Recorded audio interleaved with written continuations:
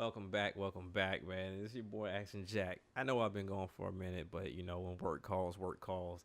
When life calls, life calls. So I'm definitely going to make sure that I take advantage of this free time, man, and get back to you guys and make sure that I start hitting up some more of these videos. For a quick update before we actually get into this video, I'm going to let you guys know that I'm going to be doing more of my videos in this format of just talking into the microphone, just kind of talking off the dome and giving my piece because honestly, I was kind of getting a little bored and felt like I was selling out a little bit to myself, being in front of a camera talking about stuff I really didn't give a damn about.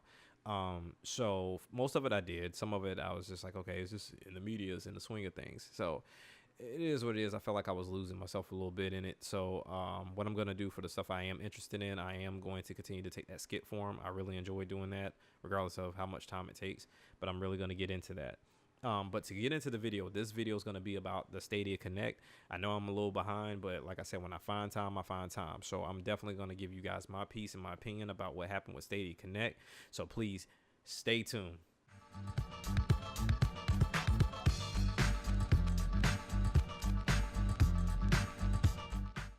It's your boy Action Jack, and like I said, we're gonna get into this video about Stadia Connect.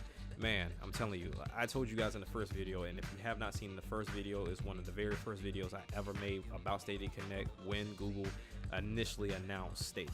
Gave it the name, showed you what was up, the whole 9 yards. So now they were supposed to come to us with a more detailed version of it, right?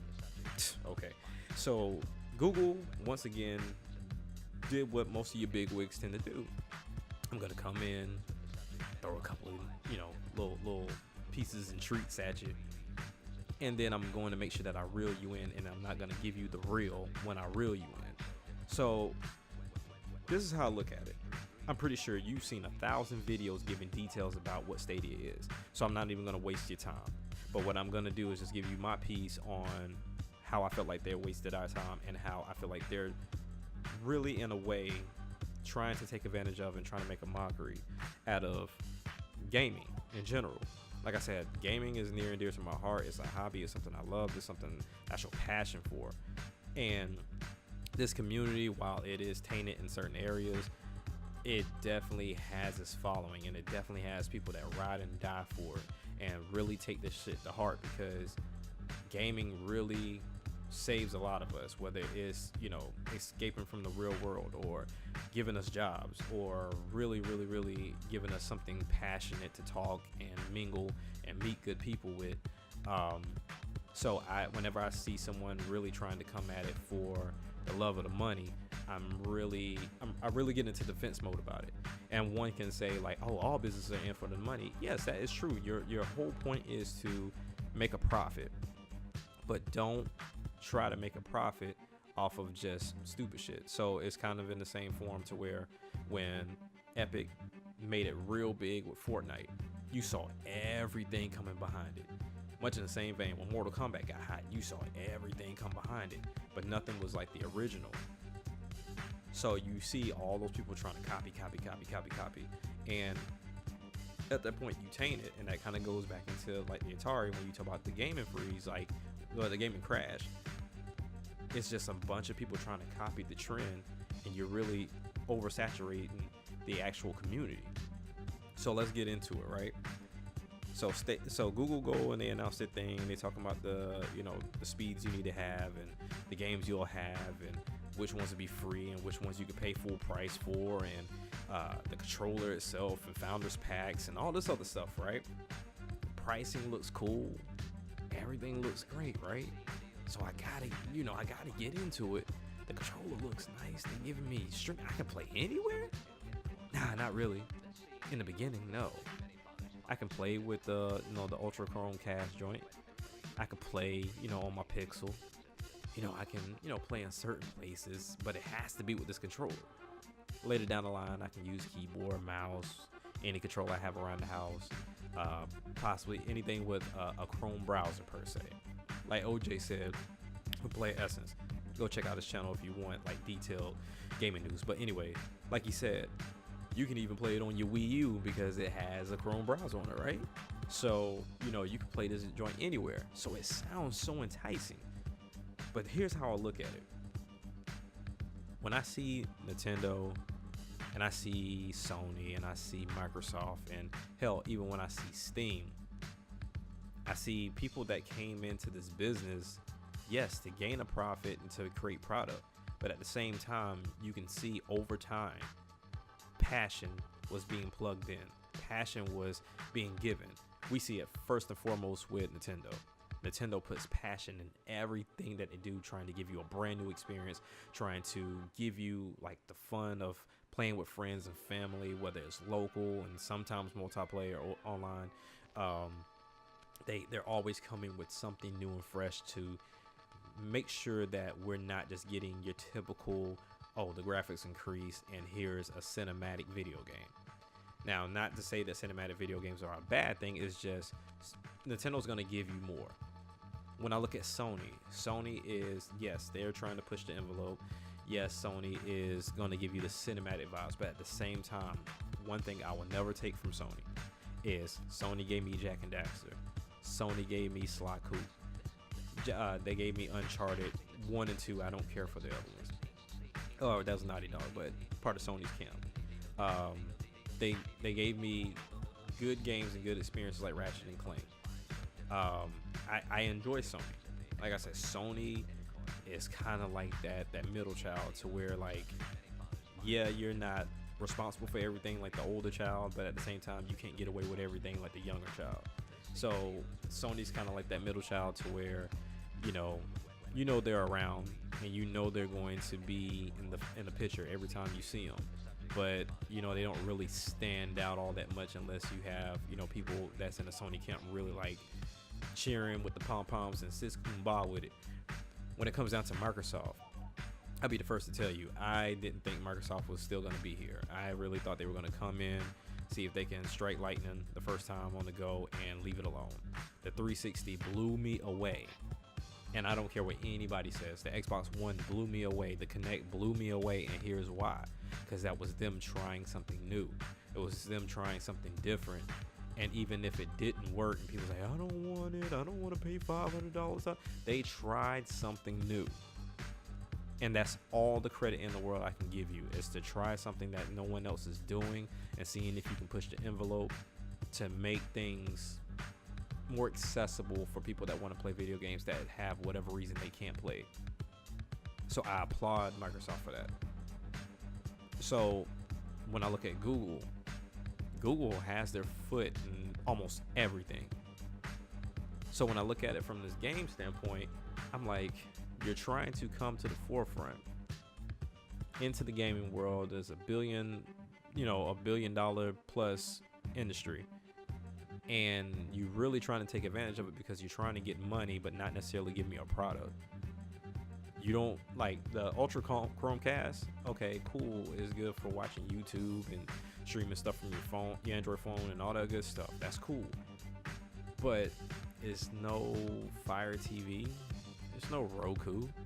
Hell, there's not even Android TV. So the way I look at it is, they're trying to come in, put their foot in the water, try to grab a little bit of money, and then take off running the moment that they get what they need and get what they want. And then also kind of try to be a platform to where, use our services to do your streaming. Don't use Azure Azure from Microsoft. I think they're trying to get into that Azure area. And they're going to try to get your attention with the games and stuff that they're doing now, and the control and everything else. Because you look at Amazon in a sense try to pull that to where they were trying to be a part of the indie crowd with the Ouya and everything else. They sold you a controller. They sold you the Fire TV. And then they try to say, you had games to play. In all essence, no, you didn't have too many games of anything to really play. It was still what it was supposed to be, for you to watch movies and TV. So I don't take Google serious. I really don't. I don't take Google serious. So for me, like I said, I've said this in the first video, it's a hard pass for me. I don't care if this thing is free. There's nothing enticing about this. The technology is cool. I'm a big fan of technology. When I saw on Unbox Therapy that you can purchase a wireless HDMI setup to where I can plug that. Say like I plug the HDMI plug in, let's say my Xbox, and my Xbox is on the other side of the room, and then plug the other end of it to my TV. I literally have my Xbox out of the way and in its own little area to make my area look nice, but I can still play the game on the TV. That is awesome. The fact that they're saying, okay, you can go on YouTube and go on Google and see somebody playing this game and just click on it and play it, that sounds awesome. The fact that somebody can jump in and do whatever, and you can easily, like, say I'm stuck on something and automatically jump straight to a YouTube clip on it, that's awesome. But what ain't awesome is I don't own nothing. What ain't awesome is I don't have a standard box to know that once when the internet disconnect, I can't play my game no more. That ain't awesome. You're literally giving me nothing. So I sat down and I thought about it. I said, who is this for? And for me, honestly, this is for two people, or this is for two groups of people. This is for Google first and foremost. Well, let me take it back, three. Google first and foremost, developers and publishers, and the casual crowd. And what I mean by casual crowd, the ones that want to be in the mix and really don't have the means or the need to be in the mix. And what I mean by that is this. Think about people you've seen on Twitter that never talk about video games, but then the moment that something hype, like a Smash Brothers character release, or E3 in itself, or a new system release, they show up out of the clear blue talking about, oh man, this is amazing, trying to get click, clout, and the whole nine. And then the moment that the hype died down, they disappear. So for those that's like, oh man, let's say Division 2, right? Division 2's popping. I need to be in the mix of that. I need to get some of that love. I don't want to buy a PC. I don't want to buy an Xbox. I don't want to buy a PlayStation. I can afford it, or maybe I can afford it, but I don't want to buy none of that. Oh, so Google gonna give me a Ultra Chromecast. I'll get that because I can watch movies and TV with that. Oh, snap, a controller? Okay. I mean, I can kind of use that to move around and see the videos and select whatever without actually using the actual phone or controller. Cool. It has other values to it. Now, all I got to do is have an internet connection, which most people have anyway, and I'm in the mix. Now I can talk about, oh man, I played this cool game. I played this and I played it at 4K. People have to understand that these things are talking points. You have people that can care less about gaming, but the fact that they can talk about they have 4K something, they feel like they're in the conversation. People may not understand what the hell HDR is, but they'll tell you they got it. People don't understand what 5.1 surround sound or 7.1 surround sound is. They'll tell you they got it. I had a friend of mine that told me that, he had Wi-Fi and Bluetooth and all this other stuff, but he couldn't even begin to tell you what the hell it was. People want to be in the mix, and this is the era of social media now. This is in the era of content creation. Like I said, I don't want to be on my channel talking about shit that I don't care about. This is a passion for me. This is me venting. This is kind of like me writing in my journal when I get to talk about this stuff to y'all. For those of y'all that watch, and for those of y'all that don't watch, this content and these videos are going up regardless. So when I see Google showing up and trying to take this approach and saying that, oh, this is great, everything else like that, yeah, I know this wins for the developer and the publisher to an extent, because if you're a big developer and you're a big publisher, oh man, so you mean to tell me I don't have to scale my game for PC, Xbox, PlayStation, and Switch? All I got to do is make it how I want to make it. I don't have to compress nothing. I don't have to optimize nothing. I can just give it to y'all and y'all put it up on Stadia and y'all systems run it. Cool, bet. Because we've already seen it. Because you look at most of the games that's on PS4, Xbox One, and the Switch, you see the huge memory difference, right? Yeah, some of it is, them making some adjustments so that way it can run on Switch smooth and things of that nature. But we've seen even something as simple as audio, they don't get compressed. And like I said, I'm not going to sit here and talk about too much of something I don't know too much of about, but that I do know about. I do know about, studios not doing what they need to do to try to get those sizes smaller for those discs, because they have the space, so why shrink it? So I'm looking at Google and these publishers and everything else, and I'm like, okay, that sounds great. You don't really have to alter or change, how your game runs and do too much to alter in any kind of ways. Google has the servers and the computers to really have your thing run like you want to. But how much money are they getting from this? Because the only thing I've ever heard of is from from the music industry, to where these artists earn little to nothing. So they have to have these different tiers and criteria of what is determined as a platinum album, a gold album, a diamond album. Still to this day, I'm like, regardless if you come up diamond on stream at all, you're not beating M. M sold that physical copies diamond. So when it comes down to video games, are we going to get into this point as well too, to where we're talking about sales, to how many times you've streamed on Stadia or how much this game has been streamed, to where it starts affecting numbers, it starts affecting investors, it starts affecting like whether the game is going to be physical or not? Because that's what I'm afraid of. I'm afraid of you're so hungry for those numbers, for those that are big enough to care about it, because I don't see this for indie studios. I don't see this for them. And I can care less about it exclusive, because if I don't have it tangible, or if I need to get it digital and I can't play it offline, then this isn't for me. But because it's a part of the gaming community, and I feel like Google, in a sense, is kind of making a mockery of it, that's why I'm talking about it. So now we start talking about numbers. Now we start talking about whether hardware and software, from a physical standpoint, exists. Whether these brick and mortar stores go away.